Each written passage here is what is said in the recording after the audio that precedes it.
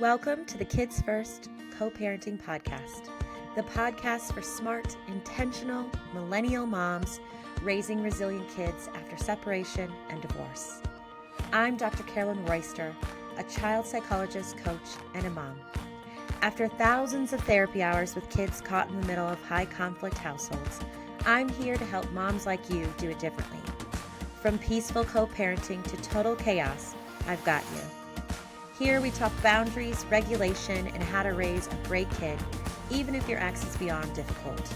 We blend science with real life, and as always, keep focus where it matters, on raising great kids. This is Kids First Co-Parenting. Probably the most common thing that I hear from moms is the knowledge that they themselves have left a marriage or a relationship where they were gaslit, where they had a hard time, where they know that somebody was messing with their reality. And the biggest concern, maybe the biggest, but one of the biggest concerns that I hear from moms is, and now what? Because now I'm a middle-aged elder millennial lady dealing with this. And now I have a 5-year-old that's also dealing with it. And they don't have the skills. They don't have the development. And I'm really worried about my child being manipulated, my child being gaslit. Moms say things to me like, she comes home saying that I lie. She comes home saying that I'm a bad mom. She told me that her dad said I don't love her, or he keeps telling the kids that I'm unstable, or that I spend money poorly, or planting these seeds that I'm not a safe person. Here's the thing. When kids start questioning reality, it does hit something really primal within moms. It really isn't about your ego anymore. It isn't necessarily about, I know this to be true. I know that to be true. This is wrong. This is right. And it is wrong. I mean, I'm not here to tell you it's right. It's wrong to do this to kids. It's damaging to do this to kids. But the problem is it messes with attachment and it messes with them long term. We're really diving deep on gaslighting today. We've talked a lot about this on the podcast, again, because it's a very common concern. And we'll continue to talk a lot about it on the podcast. This specific episode, we're going to go really deep into actual strategies that can help you. Things that you can put in place by dinner tonight to start working against manipulation and gaslighting with your children. Many of you have already looked at my anchor method, which is my guide, my cute little acronym to help you work through the steps to really help your kids with that. If you have not, you will still get a lot out of this episode, but I highly encourage you to check out the show notes and get that document because it will help you have a tangible way to work through the steps. It's a really nice framework for you, and I highly encourage you to use it. It's not just we validate, which, by the way, we do.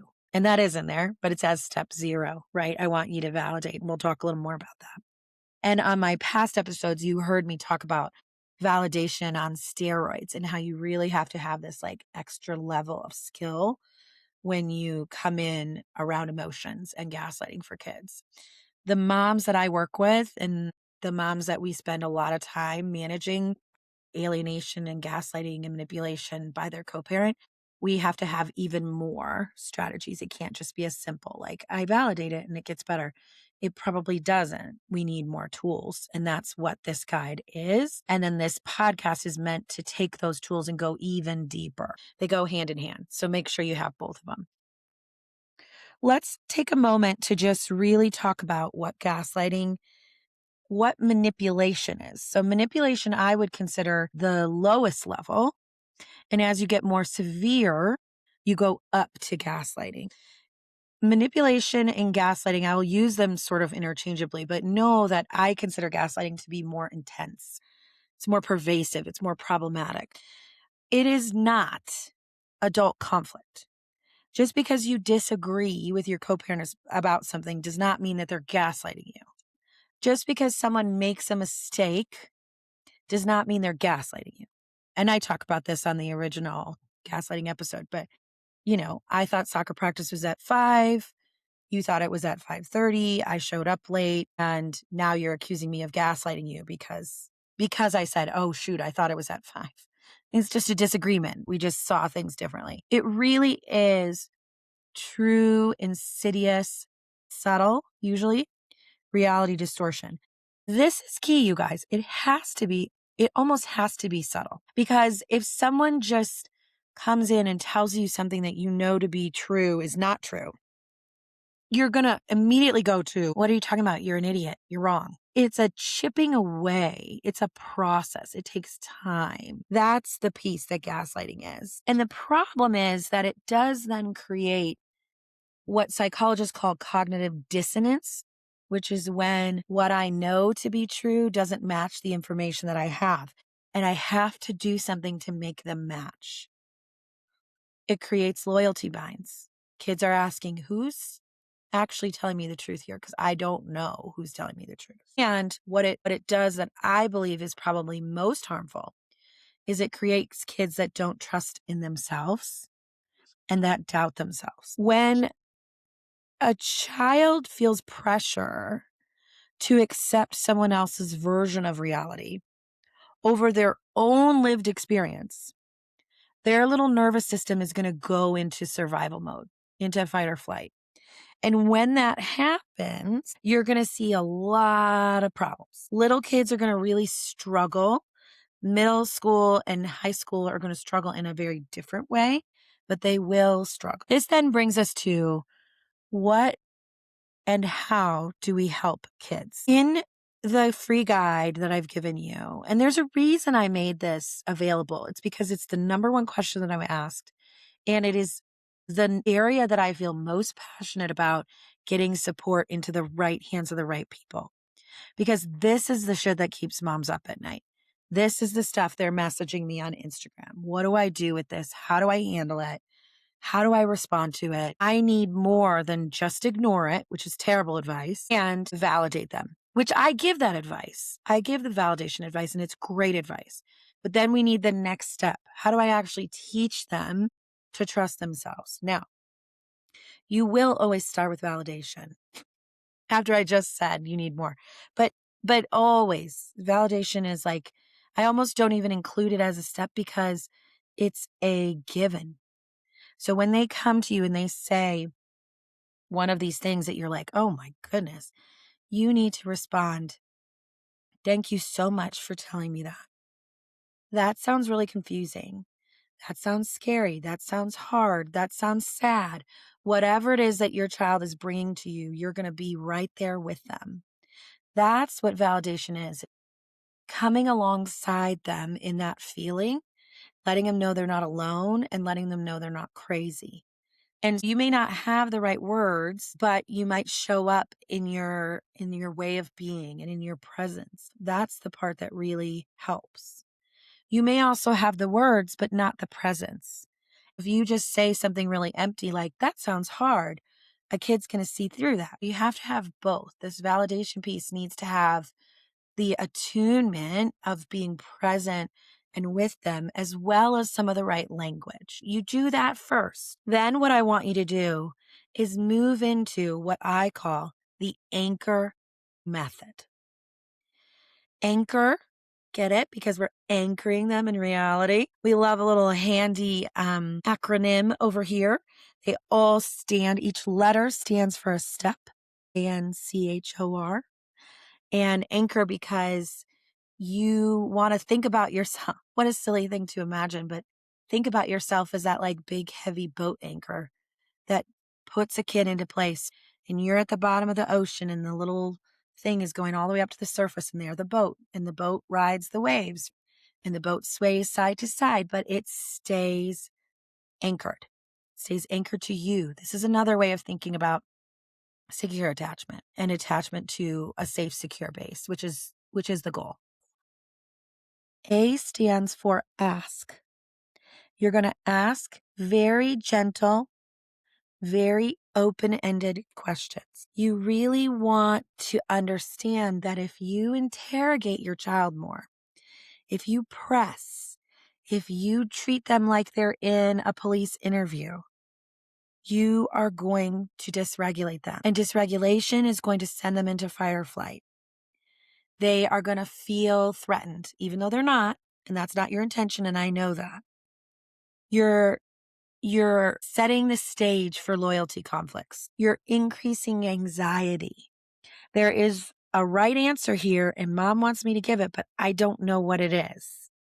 That anxiety is going to naturally increase. When you ask gently, when you match that presence with your words and kind of everything about you, your actual language and the way you're asking are saying things like, I'm just curious, I'm here to listen, then your child's nervous system can relax a little bit and you can hear what they have to say. In some ways, you need to know what is being said so you can help your child to sift through it. This is a tricky one because a lot of the moms that I work with in high conflict dynamics are taught very explicitly to just not say anything, to never speak badly about so-and-so, to never ask questions because that's going to get twisted and turned. And I really respect that. And you have to understand that this is something your child is now carrying, and we can't help them carry the load if we don't understand it. And so we're just coming from a place of wanting to understand, not to document, not to write down and throw in their face later. When you hear information, a good solid response, an anchored response would be something like, what did you notice about how that felt? Or what did you notice? Or what feeling came with that? Would be a really good way to say it. What would not be a good response would be something like, that's ridiculous. I can't believe he would say that. Oh my gosh, that's so wrong. Or your dad again. N is really interesting. N stands for naming. So naming 3 important things: facts, feelings, and opinions. You're helping your kid to know what is true, what is someone's feeling or emotion or the experience of it, and then what is an opinion. Now, obviously, as you're thinking about this, you might be thinking, well, my kid's 3, doesn't know any of this stuff. That's okay. These are slow processes. These things don't happen overnight.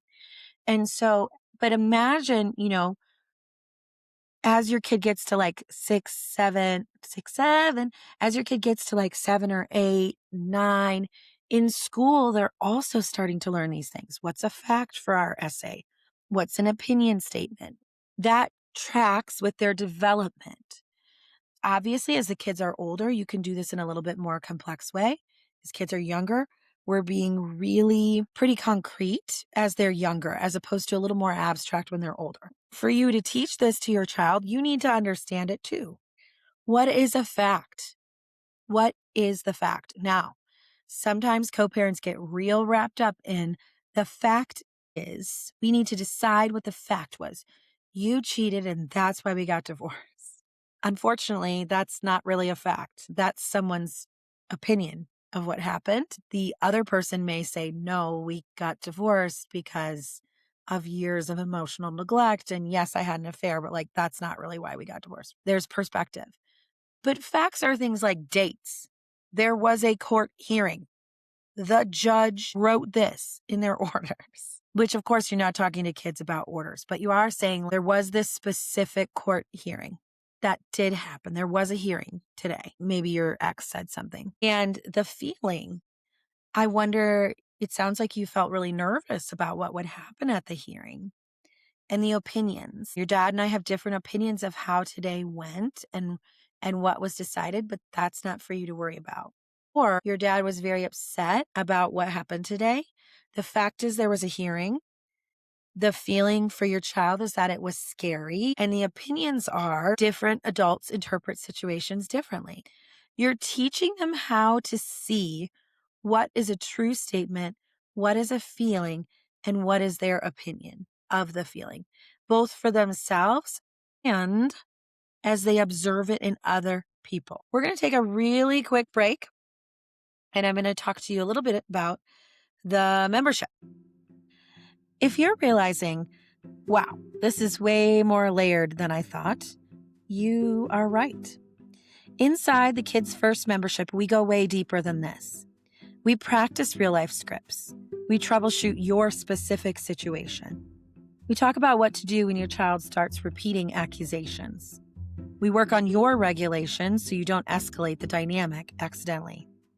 Because protecting your child in a high conflict system isn't about having one script. It's about changing how you show up consistently.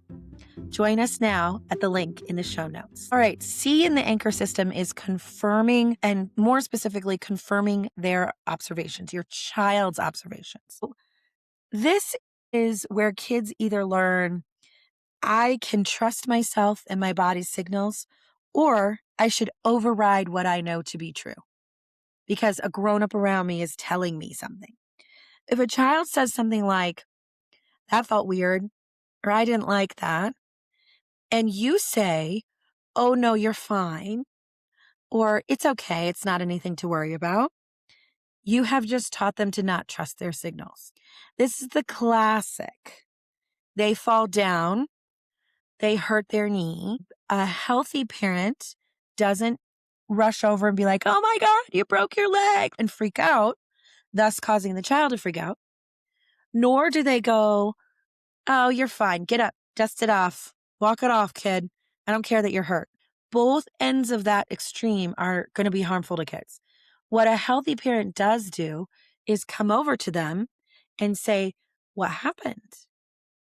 You fell down. Are you scared or are you hurt? What are the tears about? Do you see how there's a little bit of a difference there in that it teaches kids to trust? Okay, you're not saying necessarily you're crying after you fell because you're hurt or because you're scared. You're saying, I'm noticing that you're crying. I am trying to help you clue into what does that mean for you? Are you scared? Are you hurt? Are you worried? Are you angry? Whatever it might be. But what we do not do is disconfirm what they are saying. Stop crying, it doesn't matter. Or this is nothing to be sad about. We want to be saying things like, I'm really glad you noticed that. Or your body knows what it needs. There's a lot of ways that we can go about this, but we're confirming their observations. Now, in high conflict co-parenting, sometimes this can feel, and again, a feeling's not a fact, but it can feel as though you're bad-mouthing someone by confirming observations. So they come back and they say to you, Daddy seemed really mad when I got out of the car. In an unhealthy approach, or an approach where you don't address this at all, or you're not building this up, you may mistakenly say something like, no, he was fine. I think he was just mad about traffic or something. Okay. Or, no, his face always looks like that. I guess you could say that. But what are you doing when you do that? Right? You're one, telling your child that you're not a safe person to try out and think about these things with. And two, you're undermining their reality. This gets really tricky in how you respond. But if you're in a healthy co-parenting dynamic and you know that your co-parent actually did have a hard time in traffic and is stressed and sometimes just looks that way, you could say that. Right? You could be like, I actually think it sounds like he's running late to his next meeting, and I think he was more upset about that. But you're right, he does look upset. So you're still confirming it. In unhealthy dynamics, co-parents don't want to say anything because they don't want to be perceived as talking badly about the co-parent. But at the same time, your child needs to hear that what they're observing, you also see and you believe. So you don't want to be like, no, he wasn't upset with you. You don't know that. What if he was? And again, people can get upset with their kids. This is complicated. But Daddy seemed really upset with me when he got out of the car. You might be better opted to say something like, what did you notice that made you feel that way? I'm going to go back to the ends. What are the facts of this situation? Well, he said he was mad at me. Okay, that's a pretty clear fact. Or maybe the fact is we almost got hit by a car on the way here and he was really rattled by it. Different. We go back to the steps. They work together. They work in tandem. We name it and we confirm it. What are the facts? What are the feelings? What are the opinions? What did you notice? What you noticed is really interesting. Let's talk about it.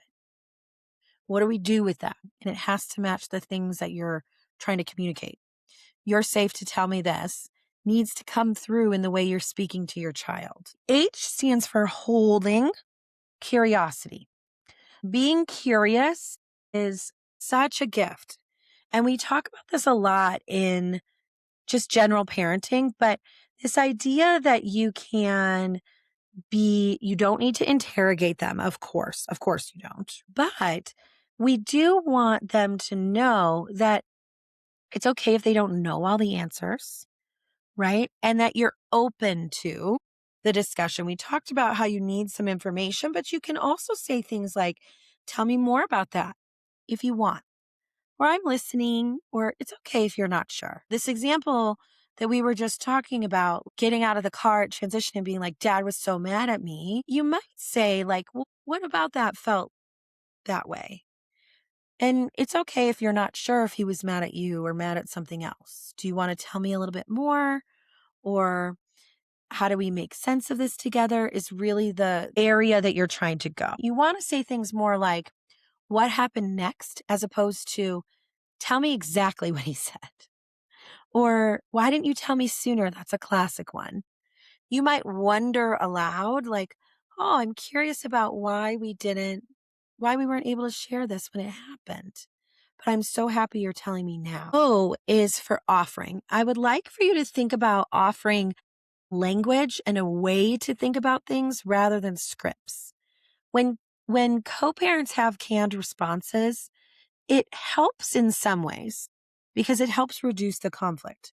But in another way, it tends to not help because then the parents are like, he just gave me a canned response to this, and it sort of irritates people. It's no different than it is with kids. It's good for them to practice and have some of these like rote phrases that they can say. No, I don't like that. Stop doing that. Stop touching me, whatever it might be. Just in life, we want kids to have some of these. But as far as if they're in a tricky spot, we don't want them to be like, Mom said I should say this, which children might be prone to do. But we can give a lot of language and we can model a lot around how to say, I don't know, or I don't want to talk about that, or that's not how I remember it. As they start to develop, why am I hearing different stories here?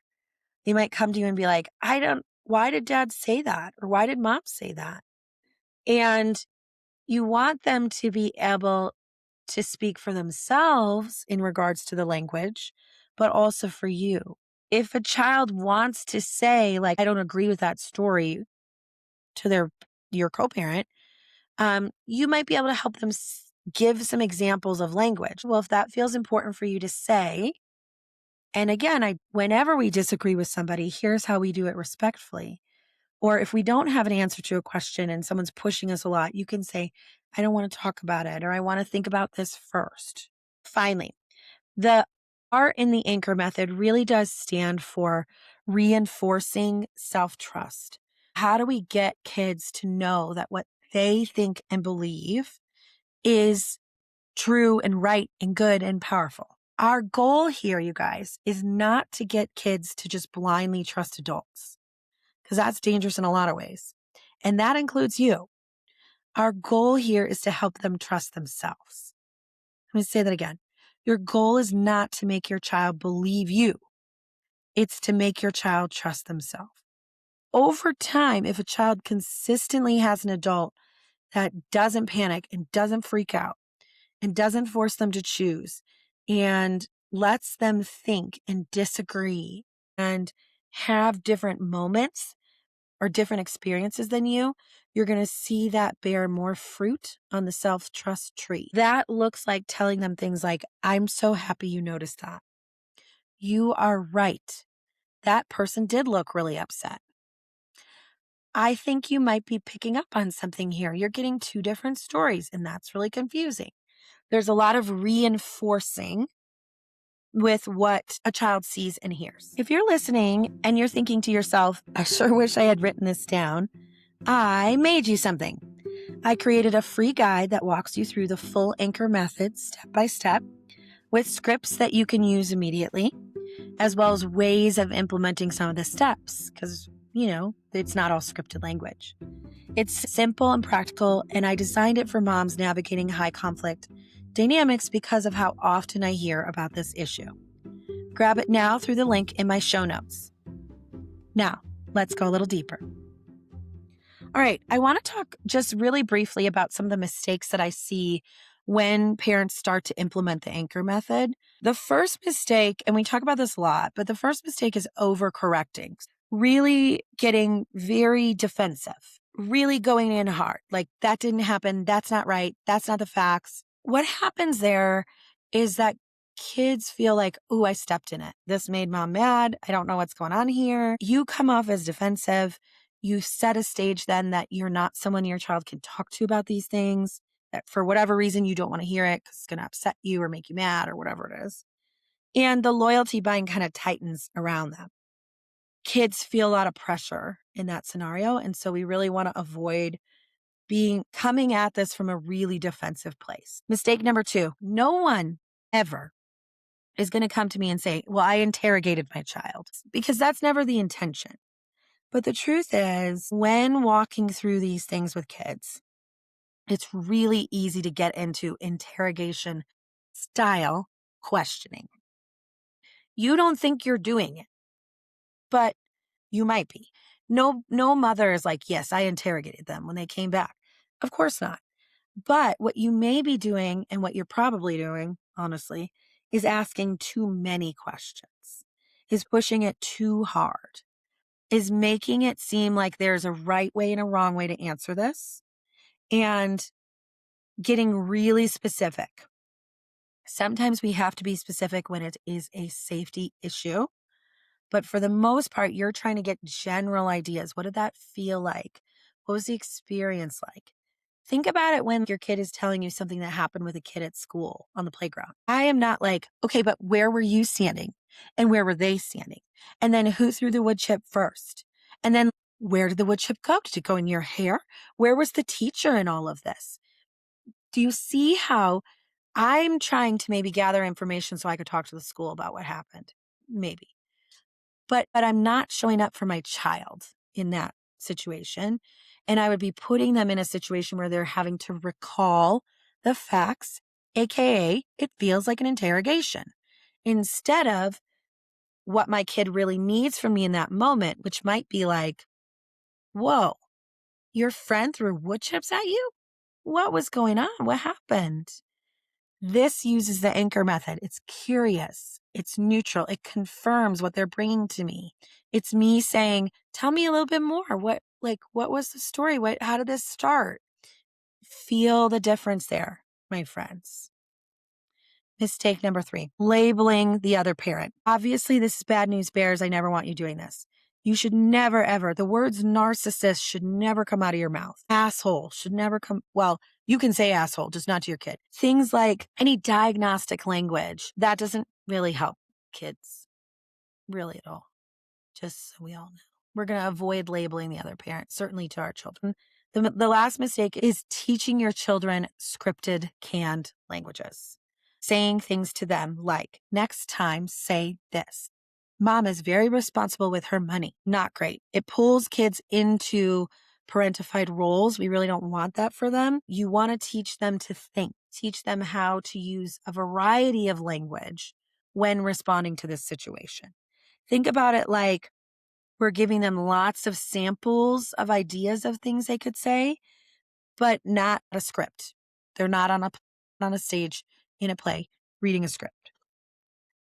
I want to leave you with some notes about the anchor method. I think this is really an important strategy for you to have and to think through all these steps when these situations come up.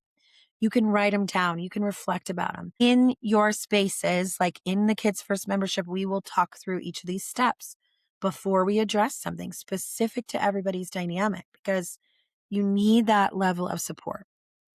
And if you're dealing with this level of gaslighting and manipulation, I just really want to encourage you to make sure you're not going at it alone, because it is crazy making if you are. Remember here that your kids are not blank slates. They know what's consistent. They know who is consistent. They can read your tone. They can read your words. They know where they feel good and where they don't feel good, which is a fancy way of talking about regulation. They say, manipulation really thrives in chaos. And your job is to anchor them back out of the chaos. That's what I'm trying to help you do. You don't need to win the argument or the narrative. You will not win the argument or the narrative. You need to be the stable anchor. That's it, my friends. That's your goal. I am so grateful that you joined me today. I really hope you got a lot out of this. If you have questions specific about the anchor system, please reach out to me. I'd love to hear them and I'd love to help you through them. Thank you so much. Take good care, and I'll see you on the next one. Thanks so much for listening to this episode of Kids First Co-Parenting. If you found this helpful, the best way you can support the show is by following, rating, and reviewing wherever you listen to podcasts, and by sharing it with another mom who could use the support. You can also connect with me on Instagram and Facebook at Learn with Little House. And if you're ready to go deep and get more tools, scripts, personalized support, and coaching, come join us inside the Kids First Co-Parenting community. You'll find the details at learnwithlittlehhouse.com. Just a quick disclaimer. This podcast is for general information and education only. It is not legal advice. It is not mental health treatment. And listening does not create a therapist-client relationship. Laws and clinical needs vary, so please consult a licensed professional in your area who can evaluate and help you with your specific situation. And if you are in a dangerous situation or feel unsafe, contact local domestic violence resources right away.